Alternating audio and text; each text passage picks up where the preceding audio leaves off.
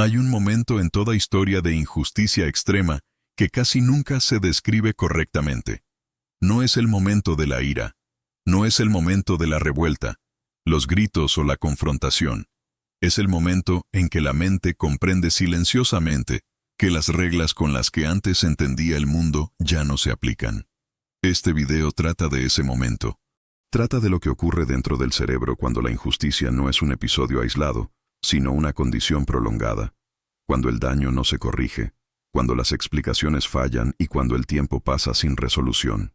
Al final de este análisis, comprenderás cómo la injusticia extrema altera la percepción, la regulación emocional, la identidad y la relación del cerebro con el tiempo mismo, y por qué, para muchas personas, sobrevivir a la injusticia es psicológicamente más fácil que vivir después de ella.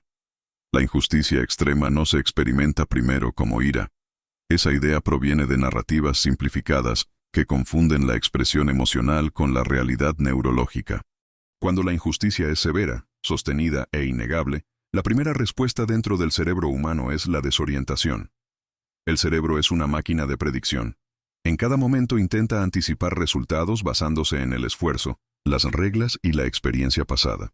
Actúas, algo sucede, ajustas. Este ciclo es tan fundamental que se vuelve invisible, hasta que se rompe. La injusticia lo rompe en el nivel más profundo. Ocurre algo que no debería ocurrir. La mente busca una corrección y no encuentra ninguna que preserve la coherencia. Ninguna explicación encaja. Ningún marco moral restablece el equilibrio. Esto es el impacto. En ese momento, el cerebro no pregunta cómo luchar. Pregunta cómo la realidad dejó de tener sentido. Psicológicamente, la injusticia no es simplemente injusticia. Es una violación de expectativas tan profunda que desestabiliza el modelo interno que el cerebro usa para navegar el mundo. Las personas suelen describir esta fase como irreal, vacía o distante. No porque sean dramáticas o frágiles, sino porque la estructura predictiva que da significado a los eventos se ha derrumbado. El cerebro no necesita justicia moral. Necesita consistencia estructural. Necesita saber que las acciones tienden a producir consecuencias proporcionales.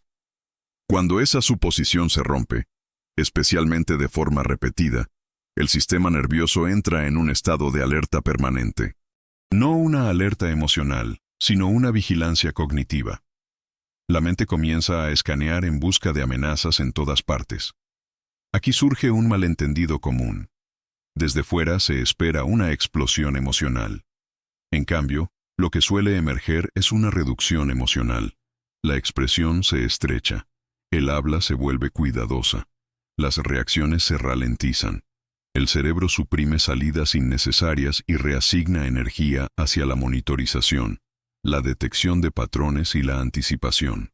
La persona se vuelve más silenciosa, más observadora, menos expresiva. Esto no es sanación, es adaptación. Bajo una injusticia prolongada, el cerebro instala una nueva regla interna. Los resultados ya no están conectados de forma fiable con la conducta. El esfuerzo no garantiza protección. La lógica no garantiza seguridad. Una vez que esta regla se codifica, el sistema nervioso abandona la implicación y prioriza la defensa. El objetivo ya no es el progreso. El objetivo es minimizar la exposición. Neurológicamente, este cambio es devastador de forma sutil. Los sistemas responsables de la motivación y la recompensa dependen de una relación estable entre acción y resultado. Cuando esa relación se disuelve, el cerebro no puede justificar invertir energía en la esperanza. No porque la persona se vuelva pesimista, sino porque la esperanza se vuelve metabólicamente ineficiente. Por eso las personas sometidas a injusticia extrema suelen parecer emocionalmente planas. Su sistema nervioso ha aprendido que la activación emocional no cambia los resultados. Con el tiempo, el rango emocional se reduce para conservar energía y limitar la vulnerabilidad. Lo que parece entumecimiento suele ser un apagado disciplinado. La fase del impacto no es ruidosa, es silenciosa. Es el momento en que alguien comprende que la equidad ya no es una característica fiable de su entorno. Una vez que esta comprensión se asienta, la mente comienza a reorganizarse en torno a un objetivo diferente. sobrevivir mediante la anticipación en lugar de encontrar significado a través de la acción. Aquí es donde la identidad comienza a fracturarse. Antes de la injusticia, la identidad está anclada en la elección. Quién eres está ligado a lo que valoras, persigues y crees que puedes influir. Después de la injusticia, la identidad se vuelve funcional. Quién eres se define por lo que te mantiene intacto, desapercibido o a salvo. Los rasgos se suavizan o se endurecen no por preferencia, sino por utilidad. Cuando las personas dicen, dejé de ser yo mismo, no hablan de forma metafórica. Describen la pérdida de una identidad construida sobre supuestos que ya no se sostienen. El cerebro no llora esta pérdida abiertamente. El duelo requiere seguridad, y la seguridad está ausente. En su lugar, el procesamiento emocional se pospone. El sistema nervioso prioriza la preparación. El cuerpo permanece ligeramente tenso incluso en la quietud. La calma se vuelve superficial. La alerta se desplaza hacia el interior. Esto no es paranoia. Es imprevisibilidad aprendida. El aspecto más corrosivo de esta fase es que a menudo permanece invisible. No hay un colapso dramático. No hay una caída evidente. La vida puede continuar externamente intacta. Pero internamente, el cerebro ha recalibrado por completo su comprensión del mundo. La confianza ya no es automática. La neutralidad ya no se asume. El silencio se convierte en información. A partir de este punto, cada interacción se filtra a través de una pregunta no expresada. ¿Cuál es el costo oculto aquí? No de forma consciente, automáticamente. La mente ya no se relaja en las situaciones. Se coloca justo detrás de los ojos, observando, midiendo, esperando. Por eso la injusticia extrema deja una huella psicológica tan duradera. No por el daño inicial, sino porque instala un estado permanente de vigilancia cognitiva. El impacto no es solo lo que ocurrió. El impacto es la comprensión de que puede volver a ocurrir. Sin advertencia, sin lógica y sin consecuencias. Una vez que el cerebro acepta esa realidad, no regresa a su sistema operativo anterior. Aquí es donde comienza la reconfiguración. Y a partir de aquí, la emoción, el tiempo, el control e incluso el juicio moral se reorganizarán en torno a un objetivo central: sobrevivir en un mundo que ya no tiene sentido. Hay un segundo cambio que ocurre después del impacto inicial de la injusticia. Y es más peligroso que el primero, porque se siente silencioso, racional y justificado. Es el momento en que el cerebro deja de esperar justicia por completo. No como una reacción emocional, sino como una conclusión aprendida. Este bloque trata de lo que sucede cuando la mente ya no cree que el esfuerzo proteja, que las reglas importen o que el tiempo corrija lo que está mal. Al final de esta sección, comprenderás cómo la injusticia prolongada colapsa el sistema de recompensa del cerebro, altera la motivación a nivel biológico y reemplaza lentamente la agencia por la contención. El cerebro humano está diseñado para perseguir resultados. La dopamina, a menudo malinterpretada como una sustancia del placer, es en realidad una señal de aprendizaje. Enseña al cerebro qué acciones vale la pena repetir al vincular esfuerzo con resultado. Cuando el esfuerzo produce mejoras de forma fiable, la motivación se vuelve sostenible. Cuando no lo hace, el cerebro se adapta. La injusticia extrema le enseña al cerebro una lección brutal. La acción no garantiza seguridad. Al principio, la mente se resiste a esta conclusión. Busca ajustes. Prueba comportamientos distintos, estrategias diferentes, varios niveles de cumplimiento o resistencia. Pero cuando la injusticia continúa a pesar de estos cambios, el cerebro alcanza un punto de recalibración interna. Deja de invertir energía en la expectativa. Esto no es rendición, es eficiencia. Desde una perspectiva neurológica, la injusticia repetida debilita la conexión entre esfuerzo y recompensa. La señalización dopaminérgica se vuelve inestable. La motivación ya no aumenta ante la posibilidad, porque la posibilidad ha demostrado ser poco fiable. Con el tiempo, el cerebro aprende que conservar energía es más seguro que esperar una resolución. Aquí es donde muchas personas malinterpretan lo que observan. Desde fuera, la persona puede parecer apática, desconectada o indiferente. Internamente, sin embargo, El cerebro opera bajo una nueva regla: no activarse a menos que la activación reduzca el riesgo. Esto crea una postura psicológica específica. Implicación restringida. La persona sigue pensando, sigue analizando, sigue observando, pero deja de iniciar.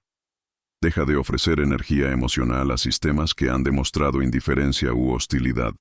Lo que parece retirada suele ser distancia estratégica. En sistemas saludables, la justicia funciona como un estabilizador. Permite al cerebro tolerar la incertidumbre porque existe la suposición de proporcionalidad a lo largo del tiempo. Cuando la justicia desaparece, la incertidumbre se vuelve amenazante. La mente responde estrechando el foco. La planificación a largo plazo se debilita. La curiosidad disminuye. La apertura emocional se vuelve condicional. El futuro ya no se siente como un espacio de oportunidad. Se siente como una zona de exposición. Por eso las personas sometidas a injusticia prolongada suelen tener dificultades para explicar lo que sienten. No es tristeza en el sentido tradicional, no es ira volátil, es un aplanamiento de la expectativa. El sistema emocional reduce su intensidad para disminuir la vulnerabilidad. Este proceso es lento, no se anuncia. Se instala silenciosamente, como un hábito. La persona empieza a esperar menos, no porque crea menos en sí misma, sino porque el entorno ha demostrado ser poco fiable. Con el tiempo, esto remodela la identidad. Cuando la justicia muere en el cerebro, la identidad deja de ser aspiracional y se vuelve condicional. Quién eres ya no se define por lo que aspiras a ser, sino por lo que puedes soportar. Los valores cambian de la expresión a la contención. La moral se vuelve privada. La confianza se vuelve selectiva. Esto no es cinismo, es contención aprendida. Una de las consecuencias más dañinas de este cambio es la erosión de la agencia. La agencia requiere creer en el impacto. Cuando la injusticia demuestra repetidamente que el impacto es irrelevante, el cerebro reduce su inversión en la elección. Las decisiones se hacen más pequeñas. La tolerancia al riesgo colapsa. La seguridad se convierte en la métrica principal. Por eso las personas bajo injusticia extrema suelen decir que se sienten estancadas, incluso cuando no existe una barrera física. La barrera es neurológica. El cerebro ha aprendido que moverse aumenta la exposición sin mejorar el resultado. Es importante destacar que este estado puede coexistir con inteligencia, percepción y autoconciencia. La persona puede comprender perfectamente lo que le ocurre y aún así sentirse incapaz de revertirlo. El conocimiento no anula el condicionamiento cuando éste se refuerza con el tiempo. Aquí es donde la injusticia se internaliza. El cerebro ya no necesita un opresor externo para mantener la contención. El propio sistema nervioso impone los límites. Las respuestas emocionales se filtran. Los deseos se moderan antes de llegar a la conciencia. La esperanza se examina en busca de peligro. Esto no es debilidad. Es adaptación a un entorno donde la justicia ha fallado repetidamente. Lo que hace que esta etapa sea tan pesada psicológicamente es que a menudo se disfraza de madurez. El autocontrol emocional se elogia. El desapego se interpreta como sabiduría. La baja expectativa se confunde con realismo. Pero bajo estas interpretaciones superficiales, hay un sistema nervioso que aprendió a sobrevivir minimizando la implicación. Y una vez que este patrón se estabiliza, revertirlo se vuelve difícil. No porque la persona rechace el cambio, sino porque el cerebro ha reescrito el análisis costo-beneficio de la acción misma. En este punto, la injusticia ha logrado algo mucho más eficaz que el castigo o la amenaza. Ha alterado la lógica interna con la que el cerebro decide qué vale la pena hacer. La justicia ya no se espera. El esfuerzo ya no se confía. Y la motivación se vuelve condicional a la seguridad, no a la posibilidad. Esto no es el final de la reconfiguración, es solo la segunda capa. A partir de aquí, la emoción misma comenzará a cambiar, no en volumen, sino en estructura. Existe una creencia común de que la injusticia prolongada vuelve a las personas iracundas. Esa creencia es solo parcialmente cierta y peligrosamente incompleta. Lo que la injusticia extrema realmente hace es obligar al cerebro a elegir entre tres adaptaciones emocionales: ira descontrolada, amargura corrosiva o control emocional disciplinado. Ninguna de estas vías se elige libremente. son seleccionadas por el sistema nervioso en función de la eficiencia para la supervivencia. Este bloque examina cómo la emoción misma se reconfigura bajo una injusticia sostenida, no en intensidad, sino en estructura. Al final de esta sección, comprenderás por qué algunas personas explotan, por qué otras se endurecen en el resentimiento, y por qué un grupo más reducido se vuelve emocionalmente contenido, de formas que parecen fortaleza, pero que conllevan un costo oculto. La ira es la primera herramienta disponible del cerebro.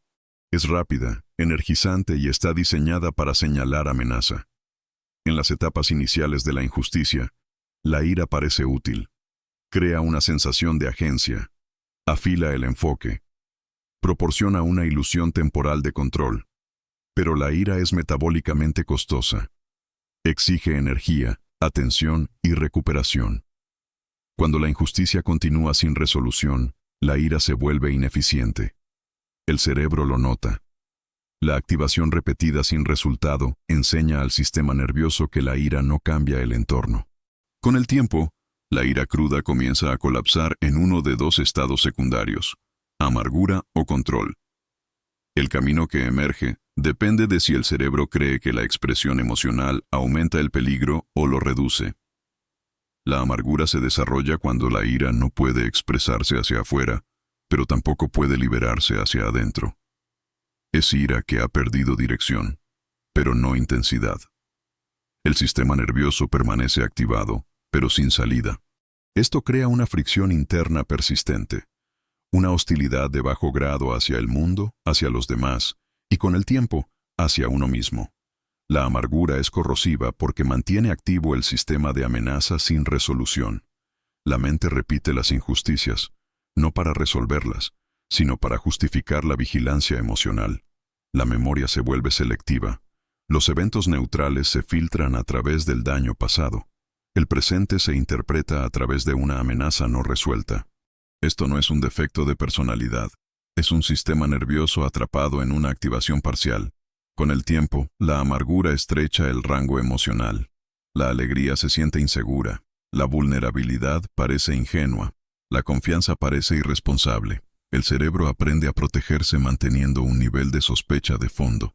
Este estado es agotador, pero se siente necesario porque soltarlo parece peligroso. La segunda vía, el control emocional, se ve muy distinta en la superficie. Cuando el cerebro determina que la expresión emocional incrementa el riesgo, comienza a suprimir la respuesta externa. Esto no es represión en el sentido simplista. Es inhibición estratégica. Las señales emocionales se evalúan antes de llegar a la conciencia. Las reacciones se ralentizan, se filtran y a menudo se detienen por completo. Esto produce una persona que parece calmada bajo presión. No reacciona de forma impulsiva, no escala conflictos, no se expone emocionalmente. Desde fuera, esto parece fortaleza. Internamente, sin embargo, este control se mantiene mediante una monitorización constante. El sistema nervioso permanece activo, pero la expresión está contenida. La emoción no desaparece. Se encapsula. Con el tiempo, la contención se vuelve automática. El cerebro deja de considerar la expresión emocional como una opción viable. Esta adaptación suele ser elogiada por instituciones que se benefician del cumplimiento. La contención emocional se interpreta como madurez. El silencio se interpreta como cooperación. Pero psicológicamente, este estado tiene un costo. El procesamiento emocional suprimido acumula tensión. El cuerpo sostiene lo que la voz no libera. La persona se vuelve funcional, pero internamente rígida. Lo que a menudo se pasa por alto es que el control emocional desarrollado bajo injusticia no es lo mismo que la regulación emocional desarrollada bajo seguridad. La regulación requiere flexibilidad. El control bajo amenaza produce rigidez. Uno permite adaptación. El otro impone supervivencia a expensas de la expresión. Algunas personas oscilan entre amargura y control. Parecen compuestas externamente mientras cargan resentimiento internamente. Esta división crea conflicto interno. El cerebro gasta energía manteniendo la separación entre lo que se siente y lo que se muestra. Con el tiempo, esta división debilita la coherencia emocional. La adaptación psicológicamente más estable bajo la injusticia no es la ira, la amargura o el control por sí solos. Es la previsibilidad. El cerebro reorganiza la emoción para minimizar la sorpresa.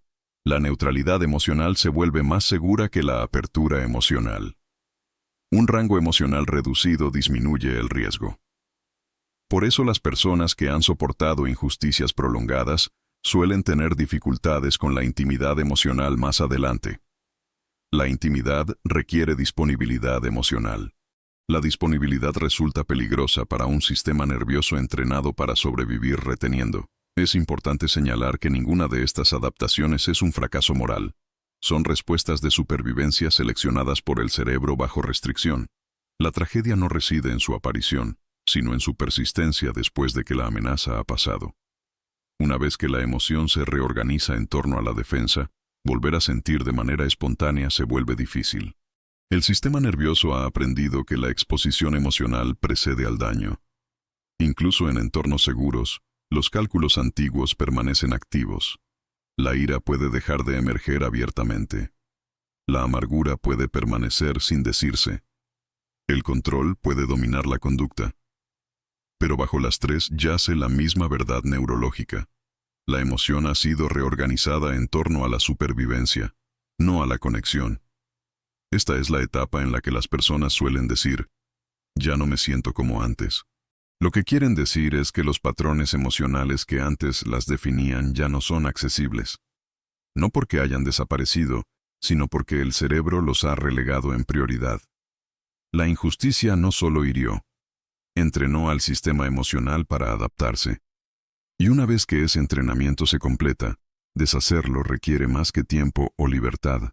Requiere una nueva experiencia de seguridad lo suficientemente fuerte como para desafiar los supuestos aprendidos del cerebro. Ese desafío rara vez llega con facilidad. Y aun cuando llega, queda otro obstáculo. Uno que reconfigura todo lo demás. El tiempo mismo. Hay un punto en la injusticia prolongada en el que la emoción deja de ser el campo de batalla principal.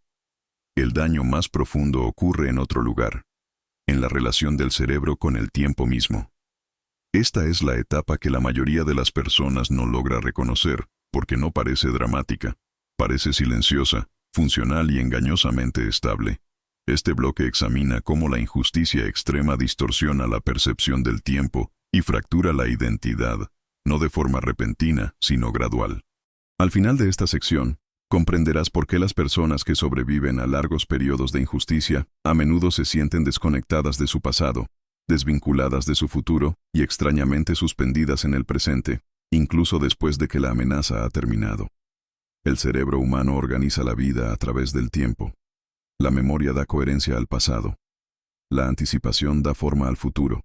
Juntas, crean continuidad. La sensación de un yo que avanza. La injusticia prolongada interrumpe este sistema en su base. Cuando el entorno se vuelve impredecible e inseguro, el cerebro estrecha su enfoque temporal. La planificación a largo plazo se vuelve biológicamente arriesgada. Imaginar el futuro requiere inversión emocional, y la inversión emocional aumenta la vulnerabilidad. El sistema nervioso responde colapsando el tiempo hacia adentro. El futuro se encoge. Al principio, esto se siente práctico. La persona deja de hacer planes lejanos. Deja de proyectarse en resultados imaginados. La vida comienza a organizarse en intervalos cortos. Hoy, esta semana, la próxima exigencia inmediata. Esto no es pereza ni falta de ambición. Es supervivencia temporal. El cerebro aprende que pensar demasiado hacia adelante incrementa el dolor psicológico. Con el tiempo, este estrechamiento temporal se vuelve habitual. El futuro pierde peso emocional. Se vuelve abstracto, teórico, casi ficticio. Las personas suelen describir esto como sentirse estancadas o congeladas. Pero la descripción más precisa es suspendidas. El tiempo ya no se siente como un flujo. Se siente como un patrón de espera. Mientras tanto, el pasado experimenta una transformación distinta. Los recuerdos formados antes de la injusticia comienzan a sentirse distantes, irreales o desconectados del yo presente. No porque se olviden, sino porque pertenecen a una versión de la persona que operaba bajo supuestos distintos. Un cerebro que esperaba justicia. Un sistema nervioso que asumía continuidad. Esto crea una fractura sutil de la identidad. La persona recuerda quién era, pero ya no se siente alineada con esa versión. El pasado se vuelve observacional en lugar de experiencial. Los recuerdos se acceden sin resonancia emocional. Se sienten como la vida de otra persona. Por eso la gente suele decir, eso parece otra vida. Neurológicamente, lo es. La identidad depende de la continuidad temporal. Cuando el tiempo colapsa, la identidad pierde cohesión. El yo se segmenta. ¿Quién fui antes? ¿Quién soy ahora? Y un incierto quién podría ser después. Estos segmentos no se integran fácilmente porque los supuestos que antes los unían ya no existen. En este estado, el presente se vuelve dominante, no como un lugar de presencia, sino como una zona de contención. El cerebro se ancla en lo que es inmediatamente manejable. La atención se estrecha. La conciencia se afila. Pero se pierde profundidad. La vida se vuelve procedimental. Te despiertas.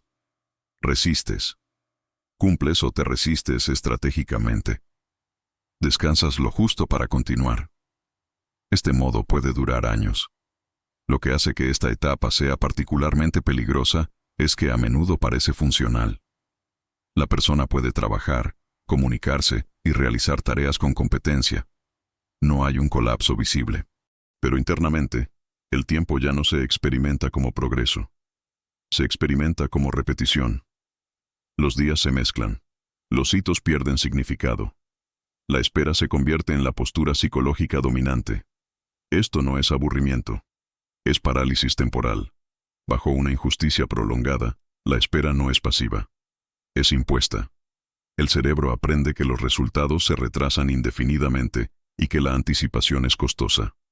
Con el tiempo, el sistema nervioso atenúa la anticipación misma. La esperanza no se destruye violentamente. Se va desnutriendo poco a poco. Aquí es donde la erosión de la identidad se acelera. Sin un futuro que se sienta real, la identidad deja de evolucionar. El yo se vuelve estático. El crecimiento se reemplaza por el mantenimiento. La exploración se reemplaza por la cautela. La persona ya no pregunta, ¿en quién me estoy convirtiendo? Pregunta, ¿cómo evito más daño? Este cambio es sutil, pero profundo. A menudo se confunde este estado con aceptación. Las personas dicen que han hecho las paces con su situación. En realidad, lo que ha ocurrido es una adaptación neurológica a la incertidumbre prolongada. El cerebro ha reducido la sensibilidad temporal para protegerse de la decepción crónica. Incluso cuando la injusticia termina, esta distorsión temporal suele permanecer. La libertad no restaura automáticamente la orientación hacia el futuro. El sistema nervioso ya no confía en las líneas de tiempo. Las promesas de mejora se sienten vacías. Las metas a largo plazo se perciben inseguras. El cerebro ha aprendido que el tiempo no garantiza resolución. Por eso muchas personas luchan después de salir de condiciones injustas. No porque no puedan actuar, sino porque la acción ya no se siente conectada con el resultado a lo largo del tiempo. La motivación requiere un futuro creíble. Sin él, el esfuerzo se siente irracional. La fractura de la identidad persiste. La persona puede preguntarse por qué se siente desconectada, desmotivada o emocionalmente distante, incluso en entornos seguros. La respuesta no está en el carácter, sino en el condicionamiento temporal. El cerebro se adaptó a un mundo donde el tiempo fue usado como arma, donde esperar castigaba más que actuar. El tiempo, que antes era una dimensión neutral, se convirtió en un adversario. Y una vez que el cerebro codifica el tiempo como hostil, no vuelve a confiar fácilmente. Este es el daño silencioso de la injusticia extrema. No el colapso emocional, no el trauma visible, sino una mente suspendida entre un pasado que ya no encaja y un futuro que ya no se siente real. Y cuando la identidad pierde su ancla temporal, surge otro problema, uno que aparece solo después de que llega la libertad, porque el cerebro no se reinicia simplemente porque las circunstancias cambien. Y ahí es donde se revela el costo final. Existe una última idea equivocada que rodea a la injusticia extrema, y quizás sea la más dañina de todas. Es la creencia de que la libertad, una vez que llega, repara aquello que la injusticia ha alterado. Que el cerebro, liberado de la amenaza, simplemente regresa a su estado anterior. Este bloque explica por qué esa creencia es falsa y porque el costo de la injusticia suele hacerse más visible solo después de que la presión externa termina. Al final de esta sección, comprenderás por qué muchas personas sobreviven a la injusticia extrema con disciplina y claridad, pero luchan profundamente una vez que son libres, no porque estén rotas, sino porque su sistema nervioso aprendió lecciones que la libertad por sí sola no borra. El cerebro no se reinicia porque las circunstancias mejoren. Solo se actualiza cuando sus predicciones se demuestran incorrectas a lo largo del tiempo. Bajo una injusticia prolongada, el sistema nervioso aprende un conjunto de reglas que optimizan la supervivencia.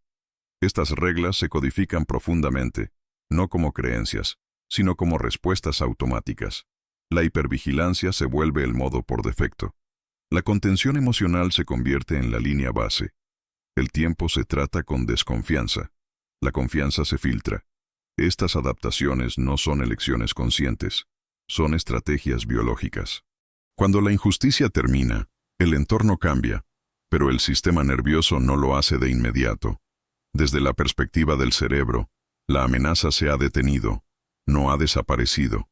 La seguridad debe demostrarse de forma repetida, consistente y sin contradicciones.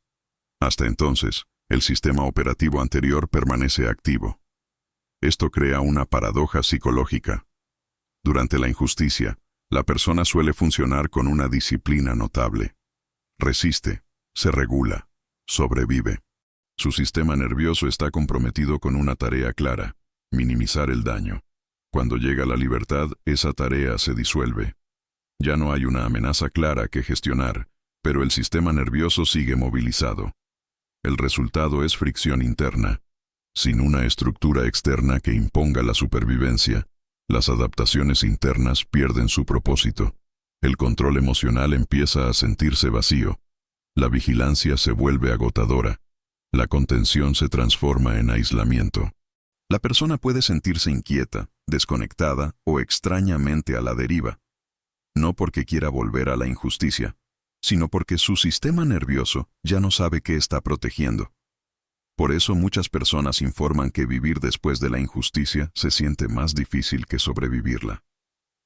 La supervivencia es estructurada. La libertad es ambigua. El cerebro, condicionado a operar bajo restricción, tiene dificultades con la apertura. La elección resulta abrumadora. La posibilidad se percibe como riesgosa. Sin la claridad de la amenaza, el sistema nervioso escanea el peligro en situaciones neutrales. La calma se siente extraña. La quietud se percibe insegura. Esto no es irracional. Es anticipación condicionada.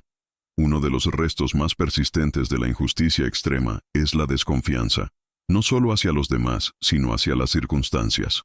El cerebro ha aprendido que la estabilidad puede desaparecer sin aviso. Como resultado, resiste la inversión emocional en el presente. El apego se siente peligroso. El compromiso parece prematuro. Incluso las experiencias positivas se abordan con cautela. La alegría se modera. La esperanza se examina. El sistema nervioso pregunta, implícitamente, ¿cuál es el costo de creer que esto va a durar? Por eso la libertad suele traer culpa junto con alivio. La persona puede sentirse indigna de la facilidad, incómoda con el placer o ansiosa durante periodos de calma. El cerebro asocia la seguridad con la vulnerabilidad, no con el confort. Otro costo invisible es la fatiga moral. Bajo la injusticia, el juicio moral se simplifica para sobrevivir. El bien y el mal se vuelven situacionales. El silencio puede ser más seguro que la verdad. El cumplimiento puede ser más seguro que la protesta. Estas adaptaciones preservan al individuo, pero complican la reintegración posterior. La persona puede tener dificultades con decisiones que antes parecían sencillas. La claridad ética se difumina, no porque los valores hayan desaparecido, sino porque el contexto dominó la moral durante demasiado tiempo. Esto puede generar dudas sobre uno mismo. La persona se pregunta ¿por qué duda? ¿Por qué se siente desconectada? ¿Por qué le cuesta confiar en sus propias reacciones? La respuesta no está en la debilidad, sino en un sistema nervioso que aprendió a priorizar la supervivencia sobre la expresión, la contención sobre la autenticidad. La libertad no restaura de inmediato la autenticidad. Expone la distancia con ella. Esa exposición puede resultar desestabilizadora. Sin la estructura de la injusticia, el cerebro debe renegociar identidad, emoción y tiempo, todo a la vez.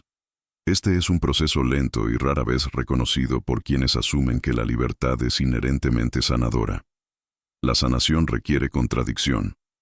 El cerebro debe experimentar seguridad repetidamente allí donde espera amenaza.